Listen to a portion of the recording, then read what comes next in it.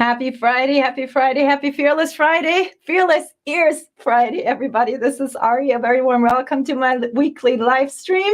I can see a few of you have already been waiting, and so welcome on YouTube. We see that is working. Somebody on Facebook, please just give me a quick thumbs up so we know we're on. All right, so hope everybody is doing well. This, in case this is new to you, is my weekly ear training live stream. I have created an ear training course that is a very deep exploration of ear training, especially how it pertains to this instrument. As bass players, we play a very important function inside the fabric of a song, and we are responsible for like when we put a certain note on the bottom, for example, then we are giving the chord its stamp. So the bass has a very unique position in ear training, as well as a function in the song, defining the chords and so forth. So having good ears as a bass player is a wonderful and important thing. And also I see so many people use tab and sort of use it as a crutch and then kind of get stuck there. So I want to help. So I created this course, arisbassblock.com/ear training-course, where you can find out more information. And I want to invite you to go and check it out. It is still very, very cheap. It's an incredibly deep course. And it is 6 Paths to Fearless Ears is what the subtitle is. And it's called Ear Confidence. So that's that. And I'm going to give you a few teasers and tasters from that course right now. So let's take a look at one thing that I always like to do to warm up your ears. Sound classes. This is in the one hand for people who are completely lost with ear training, don't even know where to start. It's super helpful, gives you confidence. For folks who are a little bit more advanced, we can go a little bit deeper into what it is I'm playing. And you can also maybe realize that you can create emotional associations with sounds, which we naturally always do all the time. I always like to use that example from film music when a score underscores. If you listen to the language, it's the score that tells you the story. You know, somebody coming around the corner, there's romantic music playing. It's going to be different than it's going to be very tense music playing. So that's probably some murderer, ex-murderer coming around the corner. So the music in the movie tips you off to that fact, which one it is. All right, sound classes. So to warm up our ears, folks who are just starting out, just give me the sound class. I will explain very briefly what I mean by that. Folks who have much more experience, feel free to tell me exactly what interval it is I'm playing. Okay, sound classes. There are 3 classes of sounds, actually 4. We'll just start with 3. Pretty or purdy or romantic. That's the stuff the love songs are made out of, okay? Thirds and sixes, thirds, major and minor, and sixes, major and minor, okay? They are related in theory. They are inversions of each other. That's why I love teaching inversions, because it's not just theoretical knowledge. It is highly applicable when you are realizing that they have the same sound class. So thirds and sixes, pretty, romantic, beautiful love song stuff. Then we have tenths, major second and minor second, and major seventh and minor seventh. Okay, that's the 10th sound class. And lastly, we have the open sound class. As an example, I will play you the 5th and the octave. It's not much information in this. It also sounds a little ancient, right? Right? Okay, so which sound class am I playing?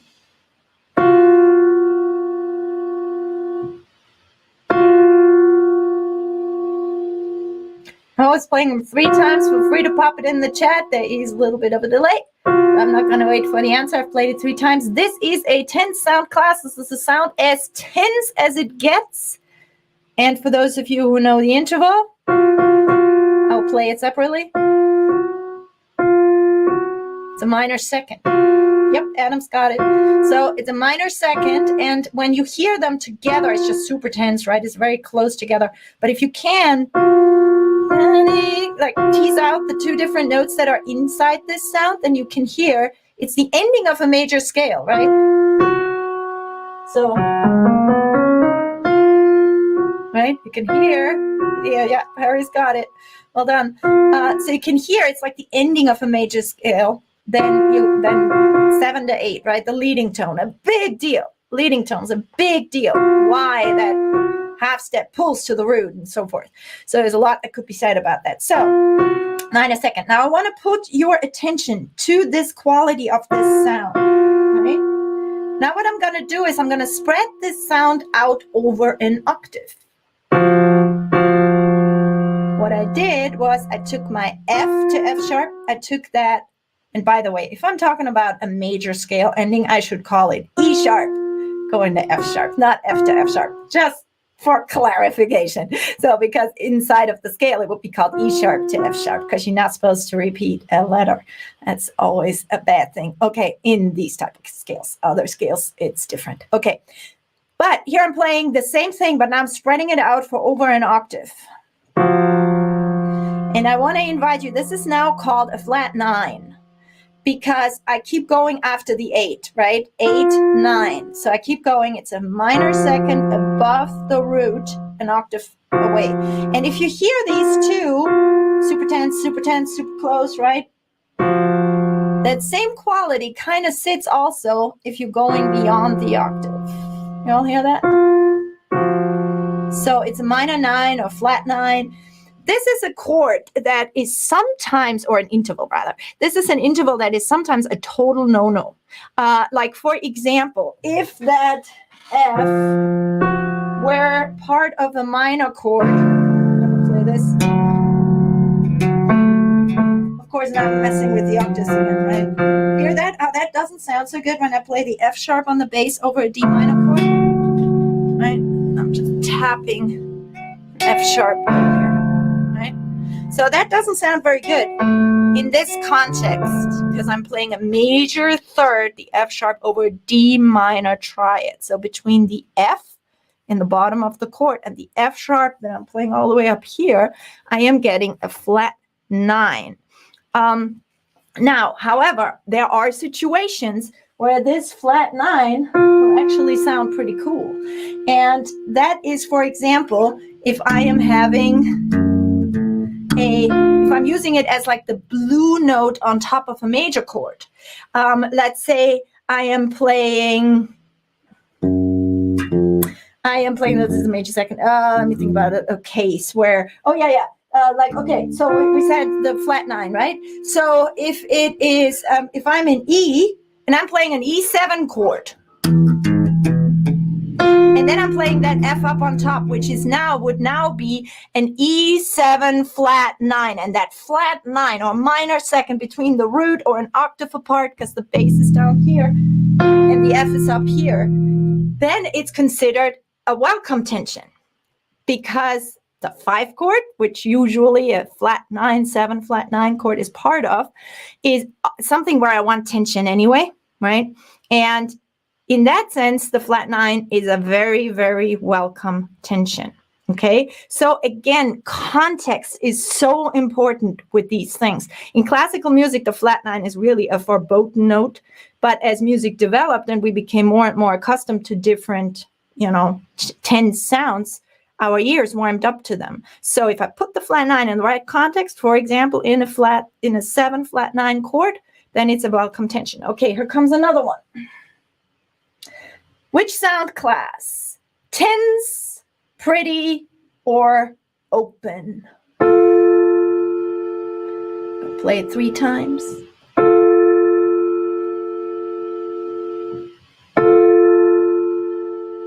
Tense, pretty, or open? Okay, so this is a major third, and the sound class is pretty. And I'm now interested in what I did just before was I opened it up over the octave, right? And as we heard, the quality of the sound was kind of preserved, but it was a little milder because it's far apart. And then we have different contexts of things, gives us different sounds to it. What happens if I do the same thing with the third? So if I open up a third over the octave, I get what's called a tenth. I'm going to show you this on the bass. So we have... Get this in here a little better. So I'm here, let's say F to A, right? F to A, major third. Beautiful. All right, now I'm going to put that F, take that F, put down the octave. Say that, octave. And now I'm still playing that A up here. I can still hear the sweet sound, class. You hear that? That is preserved. Or, now these are tenths.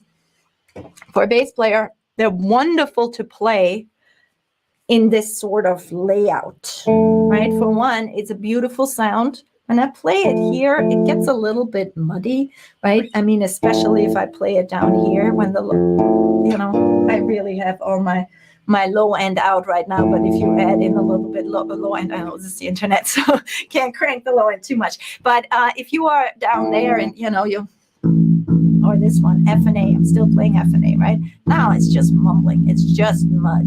So in order to avoid that, I can open up this sound. If I want this sound and I might want to play a double stop or something, I just open it up like this. And then it sounds actually really pretty. And it is a nice thing to, you know, do at the end of a groove.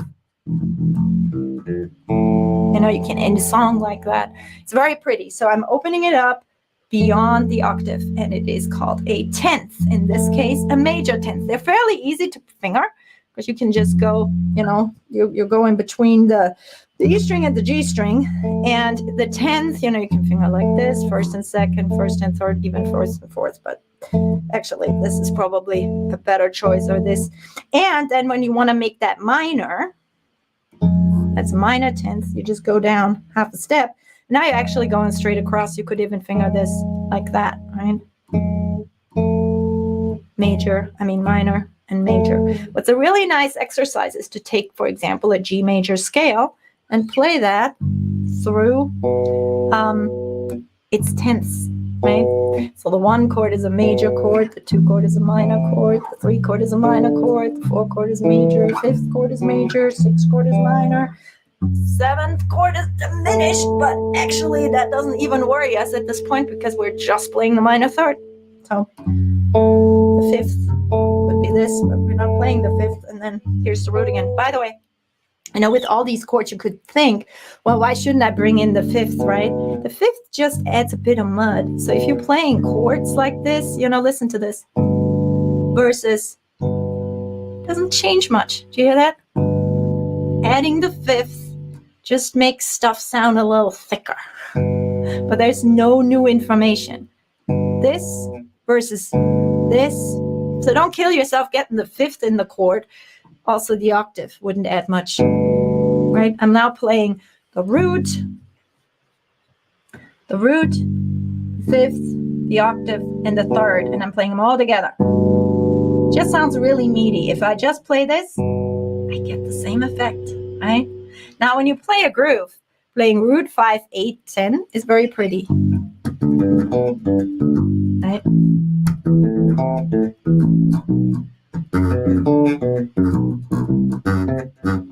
You can go through the entire scale like that. Now, what I prefer doing rather than going in the order of the scale, I like to go in the order of the diatonic cycle. If you've practiced any of my theory stuff or got my book, Music Theory for the Bass Player, you know how that works. It doesn't go from the 1 to the 2 to the 3 to the 4. Not many songs move like that. Maybe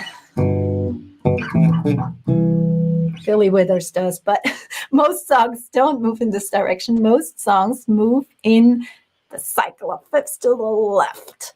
And that's, if I stay in G, sounds like this. 1 chord, to the 4 chord, to the 7, to the 3, to the 6, to the 2, to the 5, back to the 1. Right? It's a great exercise. It's a sound of the 10th. I love ear training. That's so applicable, right? You can hear it. I'm staying inside a scale. All of these notes are out of G major only, right? You can do this. Play a G major up the string here. and then do the same thing here. You see how the dots fall. No dot here, but then it's dot, dot, right? Double dot. And then just play them in parallel, so to speak. You just start them offset by 2 notes. So there's so much symmetry you can find in this. And when you just sit down and just sort of, okay, I'm going to play the G major scale in order, you're going to hear if you mess up. It doesn't sound right, right? Even if you don't know much theory consciously, because most of you guys know much more theory than you know in words. It doesn't sound right, right? I mean, not that they're bad sounds. That'd be a beautiful chord progression to use in a song, but it is not diatonic, meaning it's not out of the key of G. That E flat here is not part of my G major scale. So again, do them in order, and then do them in the diatonic cycle, meaning moving in fifths to the left, how I like to prefer it to call it, or fourths up, if you will. So going from the G to the C to the 7 to the 3 to the 6 5 1. And what I said earlier with the root 5 8, right? You can use that for grooves. It's beautiful. Now there's 1/5 we need to be careful of, that one. The flat 5, the 7th chord has a minor 7 flat 5, right? So that uses the crooked 5th. It's a 1 by 1, right? 1 string, 1 fret. That's how I like to think of it. Cuts the octave exactly in half. Do you see that? From here to here is the exact same shape as from here to here, right? Fretboard teaches you so much if you look at it. It's a tritone, right? Same distance from here to here as it is from here to here. You can really see this well. And that's the only 5th you have to be careful of. It's on the 7th scale degree. Locrian, if you want to go there. So again, that would be 4. Careful with the 5ths on the 7th. 3, 6, 2, 5, 1. Okay, so I don't want anything get lost in the shuffle, so I'm going to just do a very quick recap of all these many things that I brought in here. Number 1, sound classes stay intact when you spread them over the octave. Pretty 3rd, pretty 10th. Super 10s, minor 2nd, super 10s, flat 9. Right? So they stay intact. Context is everything. That flat 9 can sound atrocious, depending on how it's put inside the chord, or be a atrocious sound you want, because nobody is to say it's verboten, because if that's the sound you want, that's where you get it. But if it's unintended, then it's probably not what you want. And then, so the fact that if you spread it apart over an octave, the sound class stays intact, and context is everything. I can make this flat 9 sound just beautiful if I put it in relationship to the root. If it's in relationship to a 3rd, for example, in a minor triad with somebody playing the major 3rd on top, then it's not so good. And then we talked about playing the diatonic cycle, so playing 3rds or 10ths through the G major scale in here, for example. Wonderful exercise where you can go in order of the scale, or where you can go in order of the so-called diatonic cycle, which is just this beautiful thing that you find in so many songs, you know, even just snippets of it, or the entire thing, like Fly Me to the Moon would be an example in a major key. And then I talked about when you add the 5th as a bass player, when you play a chord, 5ths and octaves in a chord, it's going to sound just muddy. It's just going to add mud. But if you just play the root and the 10th on their own, you get the exact same effect without the mud. It's easier to finger, you know, lots of advantages. So that's why I would recommend, when you are wanting to play chords, leave out the 5th, unless it's a flat 5 or sharp 5. It doesn't really add info, you know. So there was a lot there. Any questions, folks? Feel free to pop them in the comments. I do have access to them, and I can answer questions. What I also like to do in my ear training practice is that I like bringing in how to figure out a baseline, right? And just want to demonstrate to you, if you know music theory, or another name for knowing music theory is to know names for things, because you probably intuit already a lot. I'm always so fascinated with my students when they come into lesson and they have not much background, let's say, in formal music theory training. But when I play them something like a diatonic cycle and mess up, they hear it, right? So you already know a lot of music theory, probably on the fretboard. Why not learn the names for it, be able to communicate and make it a full package? Because a lot of that incomplete music theory knowledge can oftentimes lead to limited knowledge. And I like to always bring music theory. I'm just looking for a fun track here to show you something. Where when you are able to bring the concepts on the fretboard, and all of a sudden, and you connect it with shapes, where you learn how to finger these things, finger them all over the fretboard, different octaves and so forth, you are gonna have just a huge leg up and much more creative potential available to you. That's really what's important about it, So hence I like teaching music theory as shapes on the fretboard. I'm looking for a fun track for y'all. Let's see. Here is a let's see, do I have something with some chord changes? No. Hang on one second. While I'm pulling this up, I also want to tell you about my new book, which is currently being, there we go, that's what I was looking for, which is currently having an Indiegogo campaign that gives you lots of different perks. I'm just going to pop this in the chat here. Oh, I am not sure if you all can see that. It's bit.ly/base-book. If you want to check it out, this is my new book. It's a very comprehensive program. This may just go to YouTube.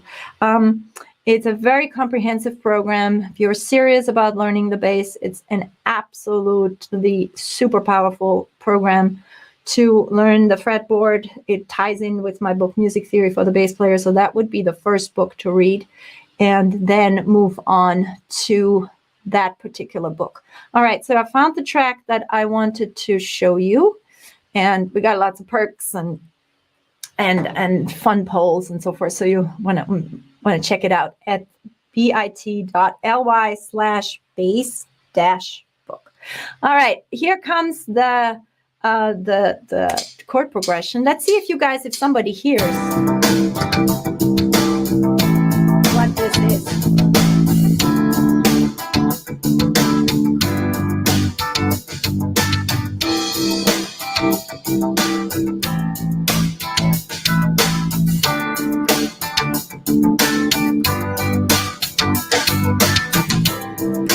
So what was this chord progression? I had my bass right here for you all to see. Somebody says the link doesn't work. It should work. Let me check this. bit.ly/base-book. Yeah, it does work for me. Maybe I was bit.ly/base-book.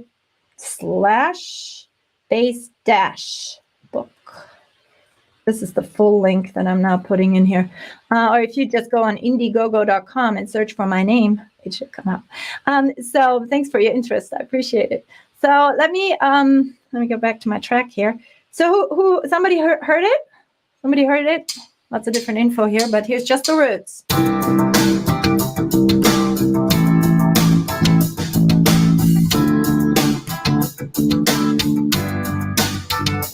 I'm making an X on the fretboard, look.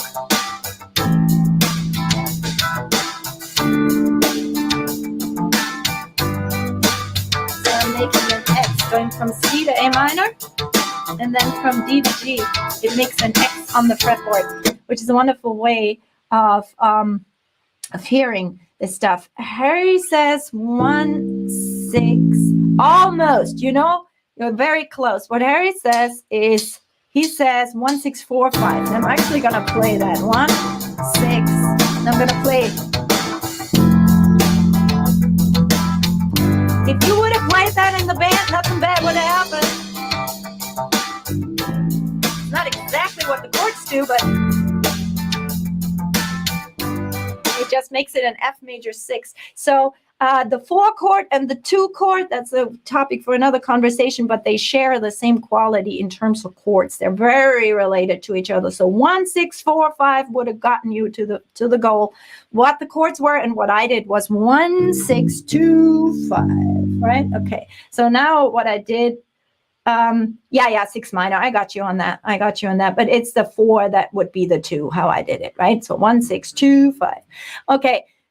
I'm gonna improvise. Just now I played just the roots, right? And I hope you're all seeing how this makes an X. 1, 6, 2, 5. That's a rhythm changes, for example, in jazz. If you say, hey, let's play rhythm changes, every musician knows what that is. And they start out with this business, right? And they're considered quite hard, but with this little trick, 1, 6, 2, 5, they're quite hard because they're typically very fast tunes, right? With this little trick, you can actually make some headway pretty quickly. Just play each note twice.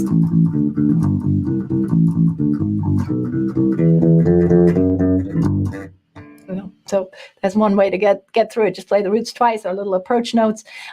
Anyways, here we go. Here is the pop is a pop track 1, 6, 2, 5. And now I want you guys to tell me. Again, I'll have different approaches, right? How you can think about making the bass line. In this case, am I using triads? Am I just staying on the roots? Or am I using pentatonic shapes? One of these 3 options. And don't try to, sometimes when we try to figure out a bass line, we're so micromanaging. We want to get every single note. Yeah, you will. But see if you can grasp the shape of the sound. Triad sound is a thing. It's a shape. Pentatonic sound is a shape. Triad sound.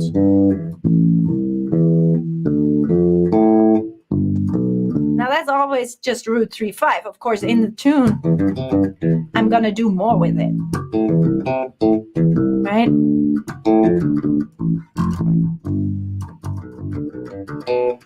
But you can still hear the quality, right?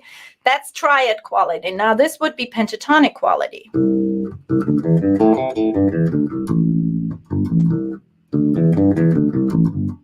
What was that? A 2.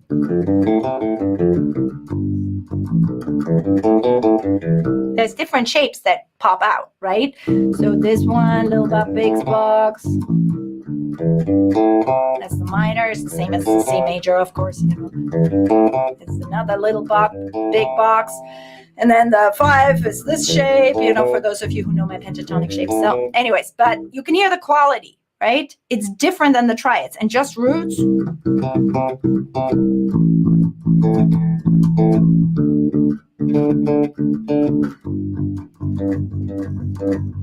I can do a lot of stuff with just roots as well, right? So I just want to invite you to sort of see if you can grasp the qualities. Roots, triads, pentatonics. I could do a lot of other stuff. I could do angular. I could do, some interval, bring out some interval. I could do lots of different things. But for now, just to hear it, let's see which quality I'm using. All of these, by the way, sound very stable, very inside. There's no chromaticism, which would be another approach, right? No chromaticism. There's just notes out of the scale. And triads sound very stable. Pentatonics a little less so, but still very inside. And just the roots, there's nothing more stable than that.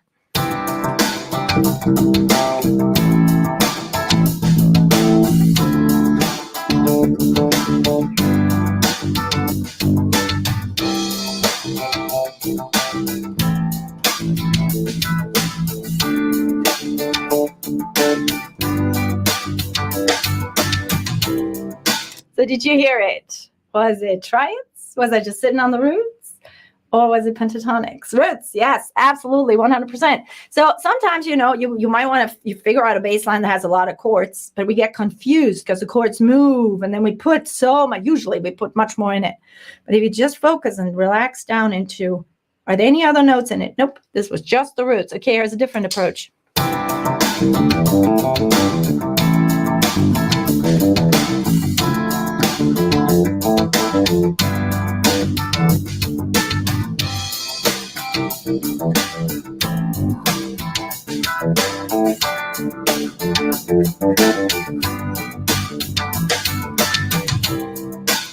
What was that approach? Was that triads? Was that pentatonics? Or was that just roots? Now it's going to town here. Is this a good groove? Yeah, it's kind of a solo groove solo. So these are exercises. This is for the ears, A typical groove with this approach could, for example, be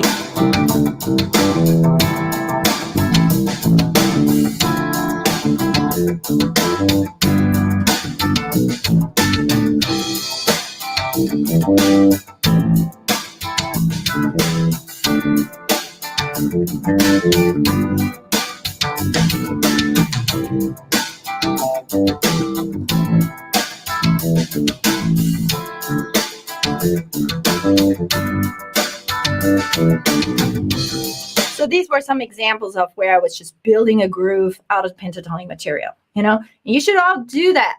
You should do that because it trains your ears. And yes, it was pentatonic. So yes, y'all got it. So I highly recommend that. There's no better ear training than taking a concept and improvising with it. All right, I did roots, I did pentatonics. I'm going to leave the triads to you guys. But you are somebody mixed up triads. Don't feel bad. No.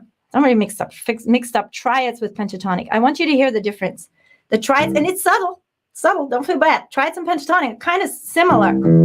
That's the triad. There's two notes that the pentatonic has that the triad doesn't. This one and this one, right? So just listen to the quality. I'm going to make it super clear. Triads first, pentatonic second. If you don't get something, there's always a learning opportunity. Super great opportunity to learn. So I want to encourage you to not be frustrated, but on the opposite go, that's interesting. This particular thing, triads versus pentatonics, I had a bit of a snafu with my ears. There's a great opportunity to say, okay, now slow down. Let's take those two, isolate them, and see if I can hear it. So I'm going to do the following for you. Just triads, one round, very simple, just root 3, 5. And then I'm going to go to the pentatonic and emphasize these two additional notes, okay? Here, listen to the quality. The triads are super, super stable inside. The pentatonic adds a tiny bit of color. Let's see how it goes.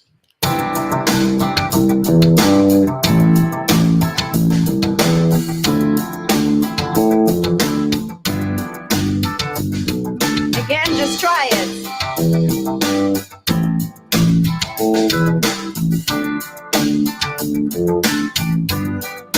Now I'm going to do pentatonics.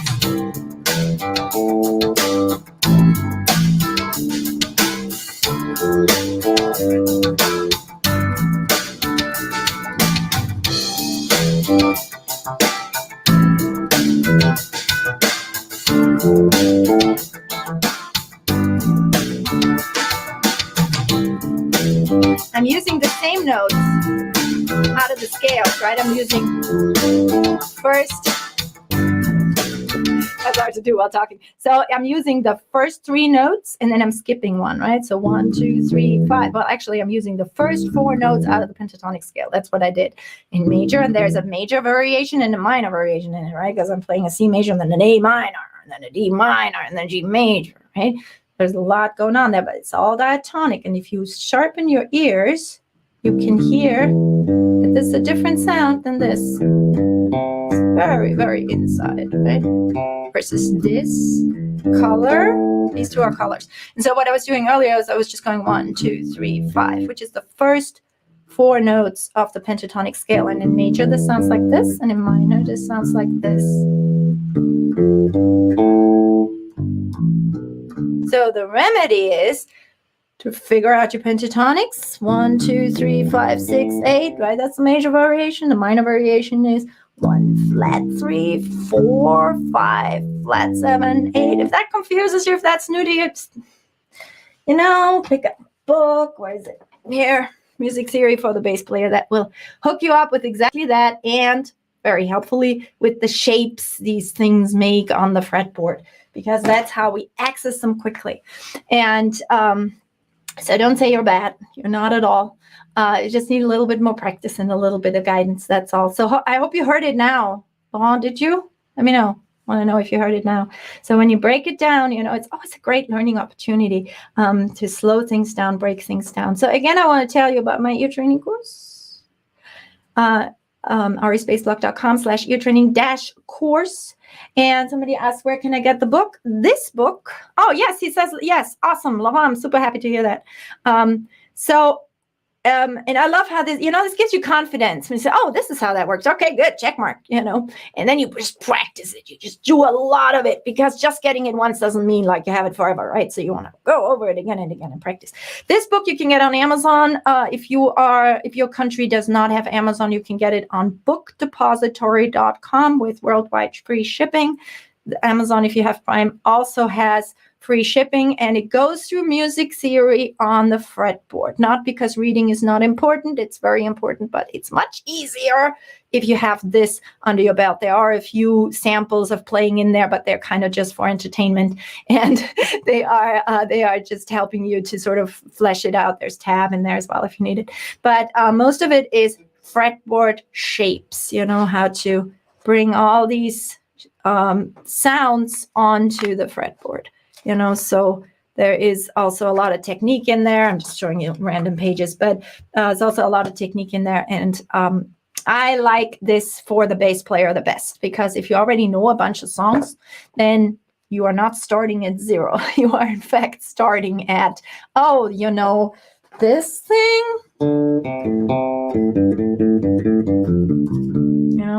which actually is the bass player, I think, made a mistake. I think so. But that's what the guitar plays. I think it's an E, though. So while Cherry played that funky music, right? That's minor pentatonic. And if you've ever played that song, maybe through tab, just go that one step further and do a little analysis. How does this belong together? How does this work? And that's what my book is all about these shapes on the fretboard. And if you have read that, then the next step is this book, which is my new book, which you can now pre-order on the Indiegogo campaign. It's, again, bit.ly/bass-book, or go to indiegogo.com and just search for my name, Ariana Kapp. And then you will find it, and it's brand new. It's coming out in May. We're shipping in May, but you can pre-order it now with lots of perks. And we're playing fun games and all of that stuff. I am wonderful to hear that you'll check out the book. I hear a lot of people saying they will buy it. Thank you very much. I think you will enjoy it. Steve says the section on intervals is huge. Yes, for good reason, actually. A lot of theory books starts with scales, but I really like teaching from the smallest units of music theory, which is intervals. Intervals are at the basis of everything. When you build chords, when you build extensions or alterations, or anything that is going on is built on the sound of two, right? And we're breaking them down and stacking them in certain ways. And I like thinking of a triad, for example, as a major third on the bottom, like a major triad, right? As a major third on the bottom and a minor third on top, right? I prefer thinking of it that way. And then you have another fourth, getting you back to the top, right? Rather than saying, well, it's do, re, mi, fa, sol, la, ti, do, and you have the do and the mi and the so. There's many approaches that start with scales. So for people who already know a little bit of music theory, they open up my book, they sometimes go, this is very different. And it is for a reason, because I think as bass players, we learn through shapes, we learn very visually. And I wrote this book because I didn't see anything on the market that would cater to specifically bass players, because I had all these students coming in my studio and they could play songs, it's on tab, pretty good ears, but they wanted to learn more, and they were intuiting that there was something missing for them to be creative rather than recreative, right? And so I noticed they know a lot of shapes, they understand a lot of stuff, and I wanted to meet them where they're at, rather than, what a lot of other theory books do is they just forget about everything here's every good boy does fine, treble clef, and it's that as a bass player. But anyways, so then we start there, and there's a whole note, there's a hard note, a half note, and so forth, and then come pages and pages and pages of arpeggios. And I just noticed that was for some bass players not the best approach, because I want to meet you where you're at. You probably already know a lot. You already know you can hear, you intuit stuff. You may be writing songs with your buddies and you hit notes that you like, And so I wanted to meet you where you're at and just go, well, that's the shape on the fretboard. This is what that sounds like. This is how you use it, And then we made a course with it because people kept asking for more. So it's been an amazing journey since I published this book, and really excited to bring you now Opus 2. So very cool. Thank you very much. I'm seeing some very nice comments on YouTube. I'm going to wrap this up. I got another class to teach. I got one of my practice groups in 3 minutes. So I'm going to hop on over there. Thank you very much for joining. Everybody have a wonderful weekend. Practice your ears. And if you want to check out my Indigo campaign and let me know what you think of it, then please do. I'm at arispaceblock.com. Everybody have a wonderful weekend. Cheers.